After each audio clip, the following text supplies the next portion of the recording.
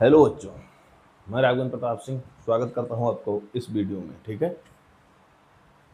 आज हम आपको क्लास 9th की मैथ पढ़ाएंगे, यूपी बोर्ड एनसीईआरटी। ठीक है, क्लास 9th की मैथ पढ़ाएंगे। ये क्लास 9th की मैथ की पहला वीडियो है और इससे पहले हम क्लास 10th की पढ़ा रहे हैं इसी चैनल पर। तो अगर आपको क्लास 10th की चाहिए तो देख लीजिएगा। फिलहाल क्लास 9th की ये पहली वीडियो है, तो देखिएगा। इस वीडियो में आपको संख्याओं के बारे में जानकारी करनी है कि प्राकृत संख्या किसे कहते हैं, पूर्णांक संख्या किसे कहते हैं, पूर्ण संख्या किसे कहते हैं, परमीय संख्या किसे कहते हैं। क्योंकि जो पहला चैप्टर है वो क्या है, संख्या पद्धति का ही है। ठीक है, जो पहला चैप्टर है वो नंबर सिस्टम का ही है, तो इसलिए हमको जो है संख्या पद्धति के बारे में या संख्याएं कौन कौन सी होती है इसके बारे में जाननी है। ठीक है, तो सबसे पहले हम एक संख्या लिखेंगे। ये क्लास 9th का है, संख्या पद्धति।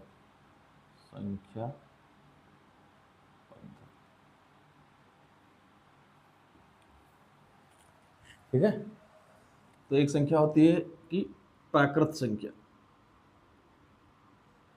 प्राकृत संख्या इसको हम कहते हैं नेचुरल नंबर। ठीक है, तो प्राकृत संख्या का होते हैं, प्राकृत संख्या मतलब प्राकृत संख्या को हम काउंटिंग नंबर भी कहते हैं। ठीक है, जिससे जो गिनती गिनते हैं, तो हम हमेशा गिनती है 1 2 3 4 5 6 7 8 ऐसे करके गिनते हैं। तो प्राकृत संख्या क्या होती है, ये होती है 1 2 3 4 5 ऐसे से चली जाती है। ठीक है, इसे कहते हैं प्राकृत संख्या। फिर आती है पूर्ण संख्या, जिसको हम होल नंबर कहते हैं। Whole number. तो पूर्ण संख्या क्या होती है बेटा, पूर्ण संख्या। अब इसमें पूर्ण संख्या जितनी संख्या है, इसमें किस चीज़ की कमी है, इसमें अगर हम नेचुरल नंबर में जीरो ऐड कर दें, मतलब जो हमारी संख्या होगी 0 1 2 3 4 5 ऐसे ऐसे, ये संख्या क्या हो जाएगी, ये पूर्ण संख्या होगी। ठीक है, फिर आ गया पूर्णांक। पूर्णांक संख्या जिसको हम कहते हैं इंटीजर।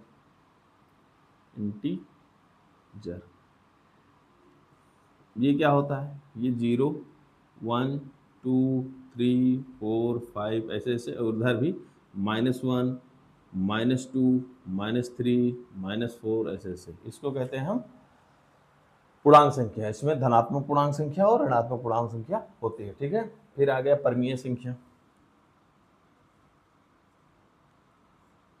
परमीय संख्या जिसे हम कहते हैं रेशनल नंबर।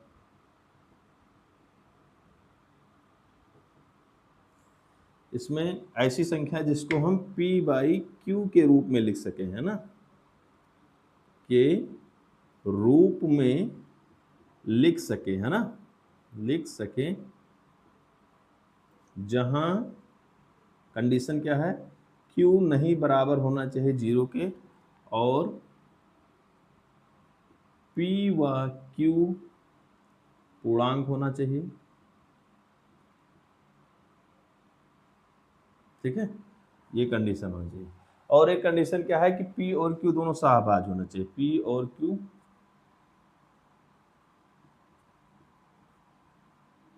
सहभाज्य का मतलब इनका HCF कितना आना चाहिए, HCF हमेशा 1 आना चाहिए। ऐसी दो संख्याएं जिनका HCF या कॉमन फैक्टर या उभयनिष्ठ गुणनखंड एक आए, उसे हम कहते हैं, उन दोनों संख्याओं को क्या कहते हैं, एक दूसरे के क्या होते हैं, सहभाज्य संख्या होते हैं।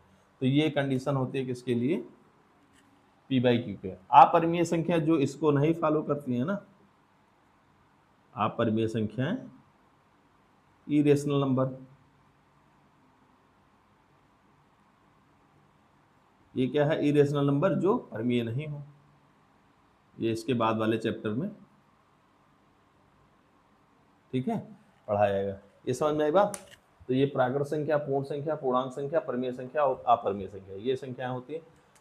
ऐसे मतलब समझिए कि एक संख्या होती है, स्टार्टिंग में अगर जानना चाहो तो ये वास्तविक और काल्पनिक। देखिए वास्तविक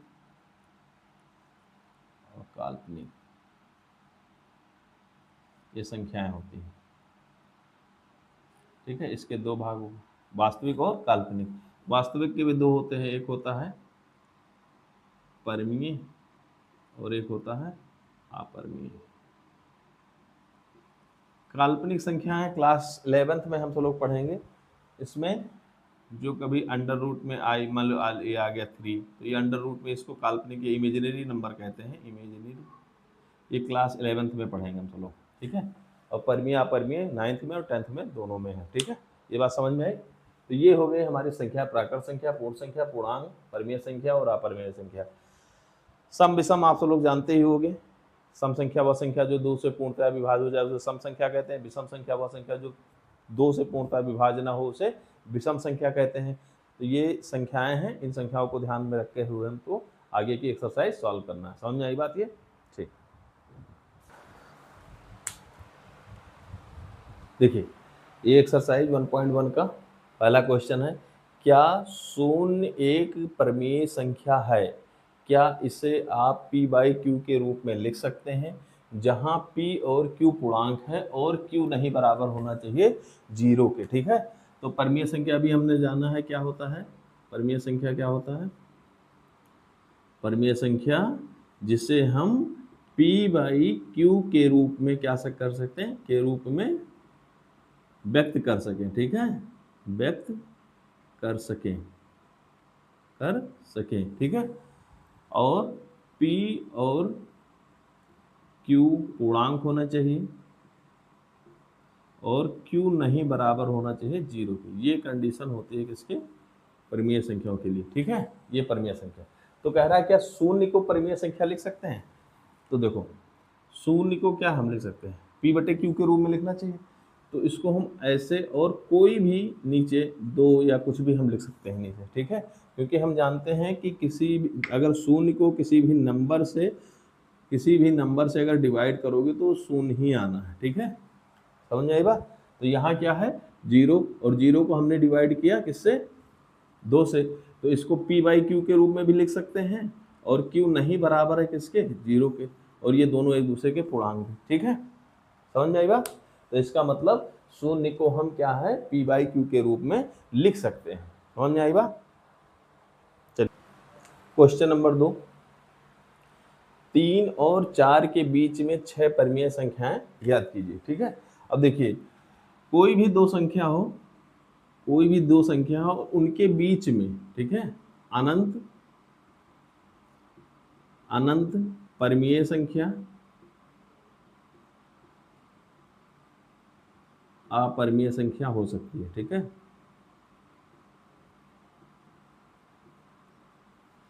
है, किसी भी दो नंबर के बीच में बहुत सारी या अनंत कह सकते हो परिमेय और अपरिमेय संख्याएं होती है। तो इसका जो सिंपलेस्ट वे है, सबसे आसान तरीका वो क्या है कि किसके बीच में निकालना है हमको?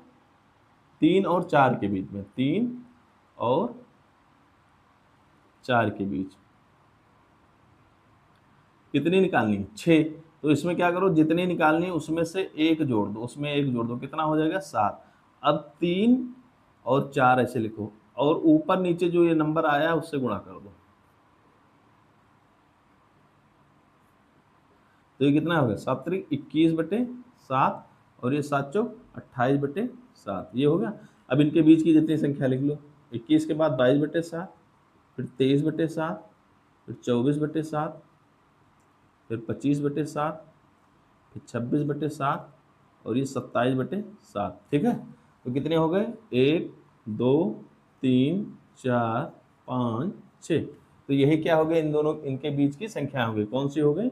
22/7, 23/7, 24/7 और 25/7 और 26/7 और ये लास्ट में 27/7। ये क्या हो गए? ये इनके बीच की संख्याएं 6 संख्याएं हो गई। तो ये कोई जरूरी है क्या है, अगर कोई दूसरा क्वेश्चन आंसर आ रहा हो किसी के, तो ये घबराकर ये परेशान नहीं होना, क्योंकि इसके बीच में अनंत संख्या हो सकती है। तो हमने ये वाला संख्या लिया, किसी ने कोई और दूसरा लिया होगा, बुक में कुछ दूसरा लिया होगा, तो ये भी आपका सही है। समझ में आई बात? ठीक है। ये देखिए तीसरा है, वही सेम क्वेश्चन है कि 3/5 और 4/5 के बीच में 5 परिमेय संख्या निकालना। कितना निकालना है? 5। किसके किसके बीच में? 3/5 और 4/5। कितने निकालना है? 5। तो हमने कहा था 5 में 1 जोड़ दो, कितना आ जाएगा? 6। 6 से ऊपर नीचे गुणा करो तो 3, 6 और 5 गुणे 6, ठीक है। और इधर 4 गुणे 6 और 5 गुणे 6, तो ये कितना होगा? 6 त्रिक 18 और 5 छक 30, और ये हो गया 6 चौके 24 और 5 छक 30। अब कितना निकालना? 5। 18 के बाद 19/30, 20/30, 21/30, 22/30 और 23/30। कितने हो गए? 1, 2, 3, 4, 5। तो ये जो संख्या हो गई लिख लो, 19/30, 20/30, 21/30, 22/30 और 23/30। यही आपका क्या होगा? आंसर होगा। समझ में आई बात?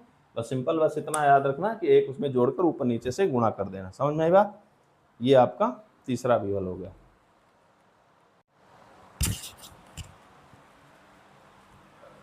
चौथा क्वेश्चन देखिए कि नीचे दिए गए कथन सत्य हैं असत्य हैं, कारण के साथ उत्तर दीजिए। पहला देखिए इसमें क्या कहा है कि प्रत्येक प्राकृत संख्या एक पूर्ण वर्ग है। कह रहा है कि प्रत्येक प्राकृत संख्या क्या है? पहले लिख लो, ये पहला का है। प्राकृत संख्या क्या होती है बेटा? प्राकृत संख्या होती है 1, 2, 3, 4, 5 ऐसे, ठीक है। कह रहे हैं कि प्रत्येक प्राकृत संख्या एक पूर्ण संख्या होती है। तो पूर्ण संख्या क्या है? लिख लो, पूर्ण संख्या है क्या? 0, 1, 2, 3, 4, 5, ठीक है। इसने कहा कि प्रत्येक प्राकृत संख्या क्या पूर्ण संख्या होती है? तो होती है। क्यों? क्योंकि देखो 1, 2, 3, 4, 5 इसमें भी आ रहा है, 1, 2, 3, 4, 5 इसमें भी आ रहा है। ये देखो कह रहा है कि प्राकृत संख्या इसमें आ रही है कि नहीं आ रही। अगर ये कहता है कि प्रत्येक पूर्ण संख्या क्या प्राकृत संख्या होती है तो गलत हो जाता है। क्यों? क्योंकि पूर्ण संख्या में 0 चाहिए और इसमें 0 नहीं होता। तो इसलिए पहला क्या है? इसमें पहला क्या है? ये सत्य है, ठीक है। पहला इसमें क्या है? सत्य है।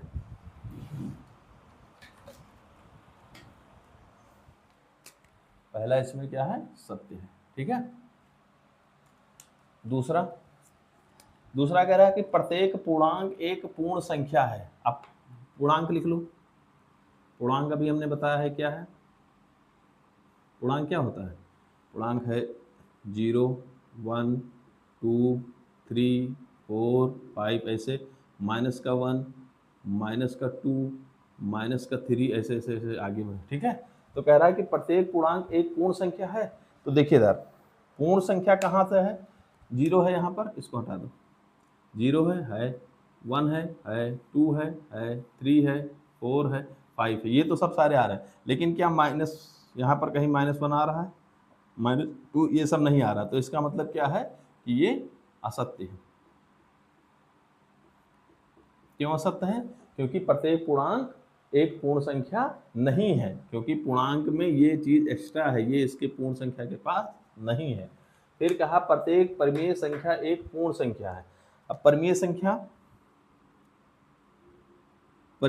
को p/q के रूप में लिख सकते हैं। और कह रहा है कि वो पूर्ण संख्या है मतलब अब हमने मान लीजिए इसको लिखा 2/3, तो पूर्ण संख्या क्या है? 0, 1, 2, 3, 4, 5, या इसको अगर हमने इसको लिखा 3/2, तो ये क्या हो जाएगा? 1.5, ठीक है। मतलब ये पूर्ण संख्या नहीं है। ये क्या है? यहाँ पूर्ण संख्या पॉइंट में कहीं कुछ आया नहीं है, तो ये भी क्या होगा? ये भी हमारा क्या हो जाता है? असत्य हो जाता है। ये क्या है? असत्य, ठीक है। तो ये हमको तब समझ में आएगा जब हम प्राकृत संख्या के बारे में जानेंगे, पूर्ण संख्या के बारे में जानेंगे, पूर्णांक क्या है, पूर्ण संख्या क्या है, परिमेय संख्या क्या है, तब हमारे ये क्वेश्चन सही होंगे, ठीक है। समझ में आई बात? ये आपकी प्रश्नावली 1.1 थी क्लास 9th की। तो कोई दिक्कत होगा तो बताइएगा।